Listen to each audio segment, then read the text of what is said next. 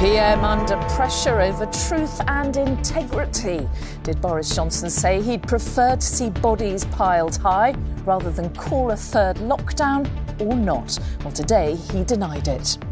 No, but again, I think the important thing I think that people want us to get on and do as a government is to make sure that the lockdowns work. What ITV News can reveal, two sources did hear him say those words. It's just one of several crises threatening the Prime Minister's reputation. Our political editor joins me to explain. Also on the programme, the COVID catastrophe engulfing India, desperation as cases and casualties soar. Tributes for the hero who lost his life saving a young woman from drowning in the Thames. And just like on a movie set, when we're rolling, masks off. And when we're not rolling, masks on. A night of firsts. The pandemic Oscars breaking new ground.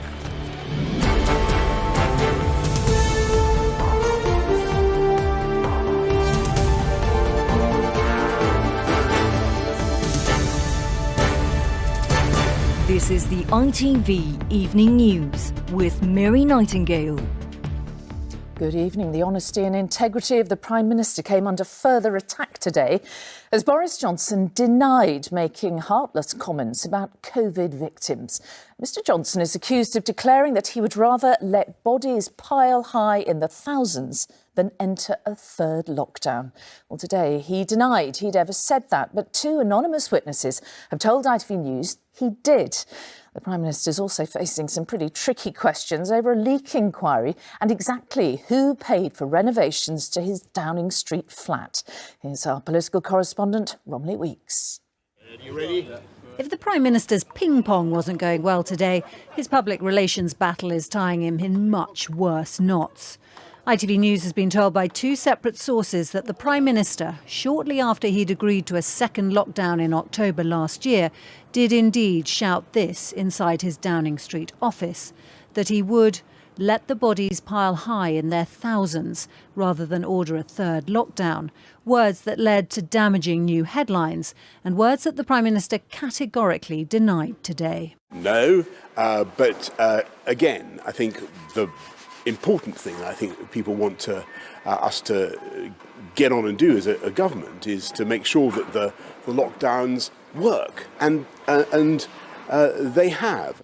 The latest incendiary leak comes in the wake of the bruising battle between the Prime Minister and his former advisor, Dominic Cummings. Today, MPs had plenty of questions about that to put to this man, the UK's top civil servant, who had rather less in the way of answers. On the allegation that the Prime Minister wanted donors to pay for renovations to the Downing Street flat. All of this will be declared in the proper way. The Prime Minister will make relevant declarations. So you're not answering that question now? As for the allegation that the Prime Minister asked if he could stop a leak inquiry relating to the second lockdown. I am constrained in what I can say because it's in the context of an ongoing investigation. I don't wish to be rude, Mr Case, but this is coming across like a badly scripted version of Yes Minister. In the Commons too, Labour was putting on the pressure. Will the Minister apologise for the stomach-churning comments that have come out today and urgently announce a public inquiry into the government's handling of the pandemic? Because this is all about conduct, character and decency.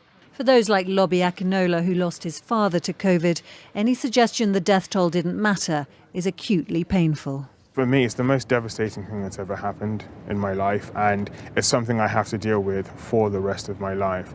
And to have the idea that the people who are in charge, the people who are supposed to be protecting us, didn't care is heartbreaking.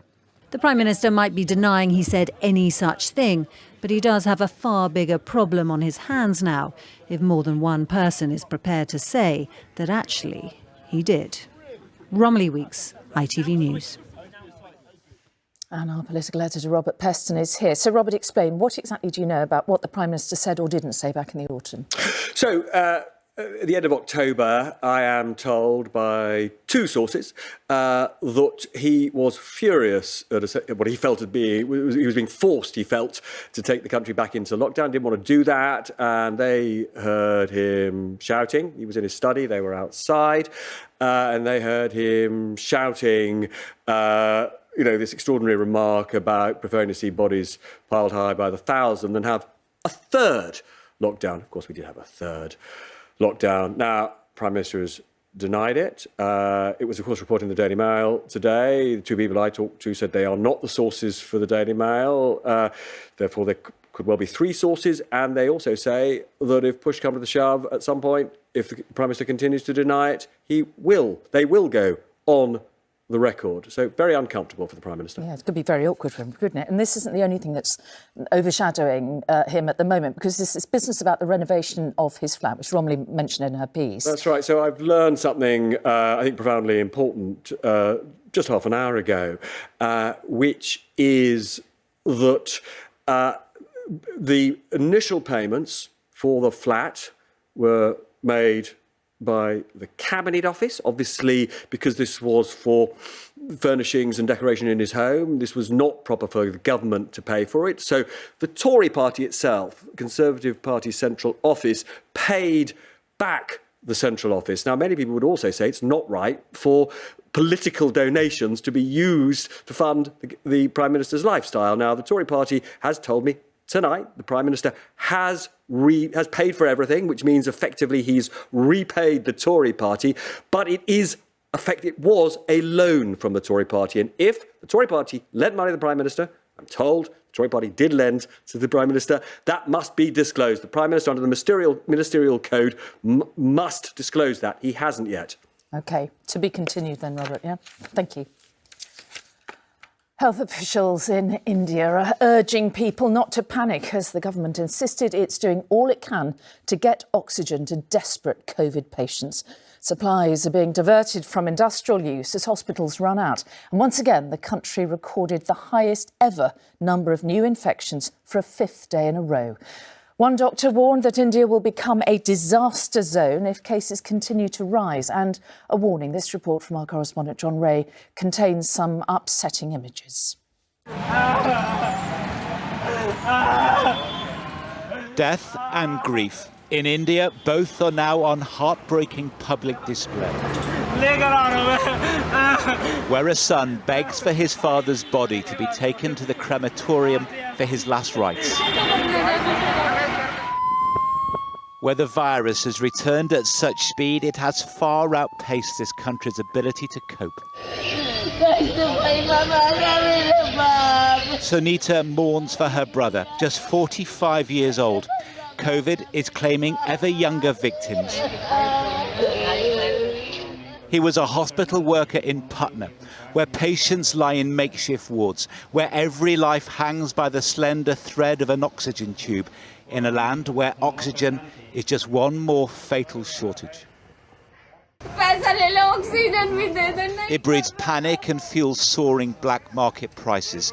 We met the family of Sanjeev Kumar. He's struggling to breathe in the back of this car. They've finally secured oxygen for him, but it proves to be too late. We have driven here and there and everywhere to find help, says his brother Rajiv. Their mother cannot be consoled. If we'd had oxygen in time, he would have survived, he says. But the hospital couldn't give him any. Our Indian healthcare system is in crisis, I would say that. We are short of oxygen, we are short of normal beds, ventilators, for that sake medicine. So there is an overall deterioration in all the sectors. And in the country that is home to the world's biggest manufacturer of vaccine, too often there is none. In Mumbai today, crowds queued for precious doses with little regard to safe social distancing. Aid from overseas, ventilators and machines to make oxygen will arrive tomorrow. It can't come too soon for this young woman, denied a bed at a hospital in Delhi and left instead to the care of her family on the pavement outside. This is a nation in shock, crying out for help.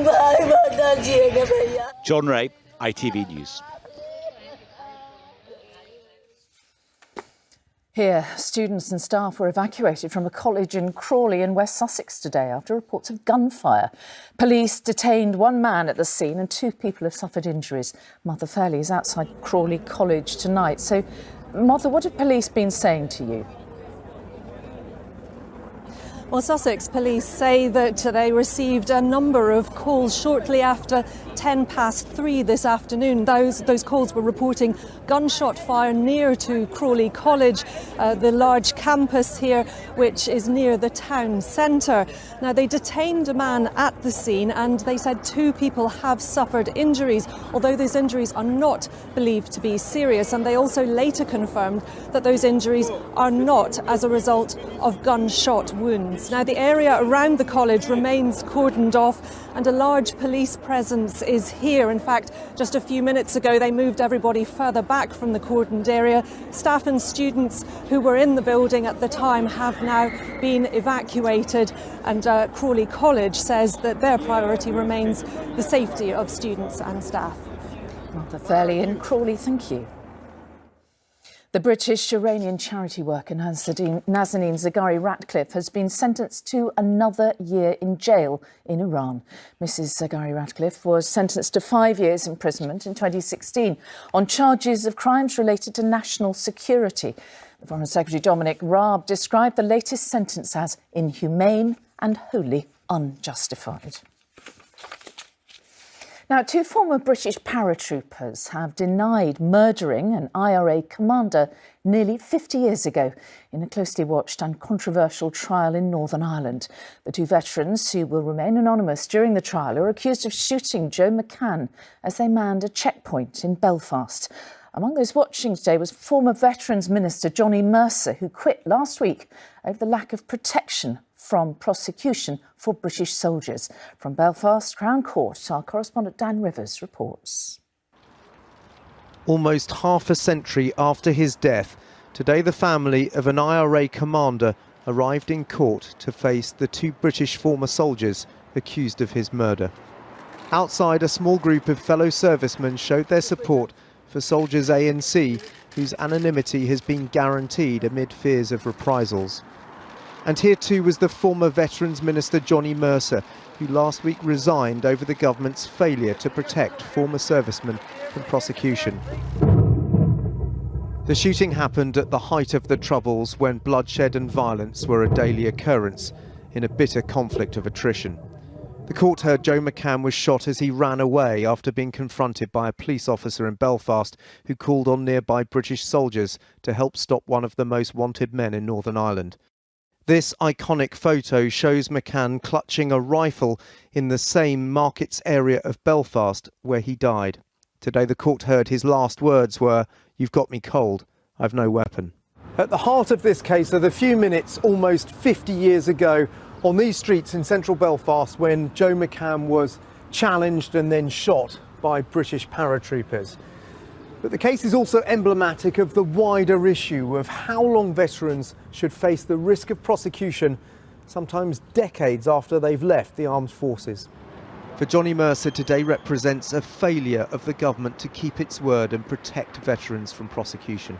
Is it fair to retrospectively apply the atmospherics and politics and standards and so on from today back to 1972, which was a very, very different time, very different place, with people doing their best in a very, very chaotic and difficult situations? Personally, my view is that that concept is not fair. But the McCann solicitor says justice must be served despite the decades since his shooting. Nobody is above the law. Everybody is subject to the law. The criminal trial process affords protections for all citizens who are on trial. These courts regularly prosecute cases in respect of sexual offences of an older vintage. Both soldiers, who are now in their 70s, deny all the charges. The case is expected to last for 4 weeks. Dan Rivers, ITV News, Belfast. Still to come on the ITV Evening News, long queues at the shops as more parts of Britain begin to unlock. And at 83 years of age, I did not expect to get this award. Sir Anthony Hopkins, a surprise winner at the Oscars. Those stories and more after this very short break. Stay with us.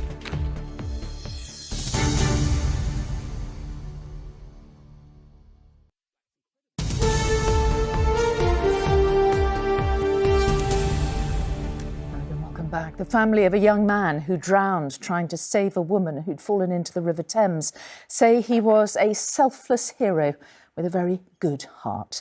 20-year-old Jimmy Adewole entered the water to rescue the woman near London Bridge on Saturday. She was saved by another passerby and emergency services, but tragically, Jimmy died. And as Sangeeta Lal reports, that's left his parents distraught and heartbroken. Grieving the loss of their son, Ola Sunkanmi and her husband Michael are in complete shock, but knew Jimmy always put others before himself.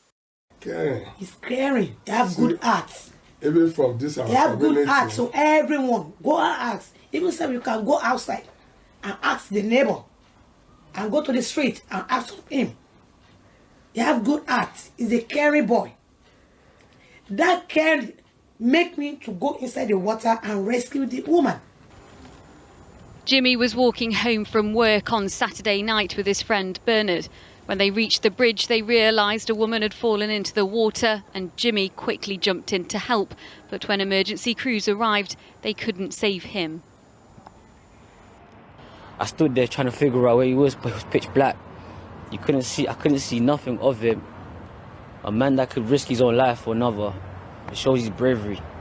No award on this earth on my behalf and what I believe can be given to him for this. And ever since then, family and friends have been paying tributes to Jimmy, laying flowers and candles here, calling him a hero. Absolutely selfless. Like he will just give and give and give. Like he's very caring. At Jimmy's school today, a minute's applause to remember him too. As his friends and family come to terms with what happened here, they tell me all they want now is for him to be remembered forever for what he always did, trying to help whoever he could. Sangeeta Lal, ITV News. Lockdown restrictions are easing further in both Scotland and Wales from today. Diners are now allowed to eat inside in Scottish restaurants, with pubs, shops and gyms also reopening. In Wales, pubs and restaurants can now serve customers outdoors. And our Wales correspondent Rupert Evelyn is in Cardiff and our Scotland correspondent Peter Smith is in Glasgow. First to you, Peter. Indoor eating then is back. Yeah, who would have thought that dining indoors would be such a novelty? But as of today, Scotland is the only part of the UK where you can sit with your friends in a warm restaurant, bar or cafe and enjoy a full meal. So the last time this privilege was available here in Scotland was on Christmas Eve, and having waited 4 months to come back inside and eat a full meal, many people here taking advantage of this privilege. I'm one of them. Of course, I've gone for the plate of chips. But there are still restrictions in place. The dining indoors is capped to 6 people from 2 households. There's an 8 p.m. curfew. And if I want anything stronger than salt, vinegar and brown sauce with these chips, well, I'm afraid I have to go outdoors. Alcohol has to be consumed outside. And of course, the day that Glasgow's beer gardens have reopened, it has been absolutely pouring down. But it's not just about hospitality reopening today. We've seen retail back in business. People queuing for shops from the first thing this morning. The shops have reopened, gyms have reopened, museums as well. But the next reopening is on the 17th of May, when, in line with England, Scots will once again be able to have an alcoholic drink indoors if they fancy. Well, indoor eating in Scotland, but it's outdoors here in Wales, and everyone has been making the most of a sunny day to enjoy the gardens of pubs, cafes, restaurants. Certainly touring around Cardiff today, it's been a busy sight with people out and about and taking advantage of it all. Lockdown has eased today for those wanting to eat outdoors, but also for theme parks, zoos, outdoor attractions, things like that. There's also been some easing of restrictions on weddings and funerals as well. So it really has been, I think, a step change here, and people taking full advantage of what has been a 5-month wait. It's amazing to imagine, really, isn't it? It was way before Christmas that people were last allowed to do what they're doing here. And needless to say, there has been a steady rush here at the Grange, and no doubt that will continue, irrespective of whether the sun is shining here in Cardiff or perhaps a little slightly more typical Welsh weather comes along at some point. Either way, it feels like a win for people in Wales today. Good evening in Cardiff, and Peter Smith in Glasgow. Thank you very much. And finally, it was a night of firsts in an Oscars ceremony unlike any we have seen before. Chloe Zhao was crowned Best Director for Nomadland, the first Chinese person ever to win the award, and only the second woman to do so too. 83-year-old Anthony Hopkins became the oldest ever winner of Best Actor, and Daniel Kaluuya became the first black British star to be crowned Best Supporting Actor. Our arts editor Nina Nanar rounds up an historic night. Some of the guests were dressed for social distancing, and the introduction was a little unusual.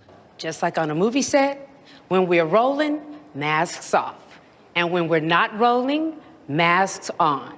But this was Hollywood marking a difficult past year while celebrating its successes. Chloe Zhao. And there were some historic moments. Chinese-born filmmaker Chloe Zhao became only the second woman in the Oscars' 93-year history to win the Best Director award. I'm not homeless. I'm just houseless. Not the same thing, right? No. Nomadland was the night's big winner, named Best Film, with its lead Frances McDormand winning her third Best Actress Oscar. Zhao and her film may have faced censorship in China amid claims she'd insulted the country's political system years ago, but last night the director was keeping it positive. This is for anyone who has the faith and the courage to hold on to the goodness in themselves. And what a moment for Daniel Kaluuya, the first black British actor to win an Oscar, his for his supporting role in Judas and the Black Messiah, saluted his very existence and embarrassed his mum and sister at the same time. Like, it's incredible. My mum met my dad, they had sex. It's amazing. Like, do you understand? I'm here. You know what I mean? So, I'm so happy to be alive. So I'm going to celebrate that tonight. I'm a nice guy. Are you? And pregnant when she directed Promising Young Woman. Last night, British writer and director Emerald Fennell, expecting baby number 2, won for Best Original Screenplay. Oh my God, you're so heavy. I don't need her or anyone else. I can manage very well on my own. And it was Oscar number 2 for Sir Anthony Hopkins, becoming the oldest winner of the Best Actor award for his film The Father. He was visiting the grave of his late father in South Wales during the ceremony, posting this belated acceptance speech online. And at 83 years of age, I did not expect to get this award. I really didn't. And very grateful to the Academy, and thank you. So a different Oscars show for 1 year, but hopefully the talent it recognised suggests some changes and not just a one-off. Nina Nanar, ITV News. And that is all for now. Julie's here with news at 10 from me and all the team. Bye-bye.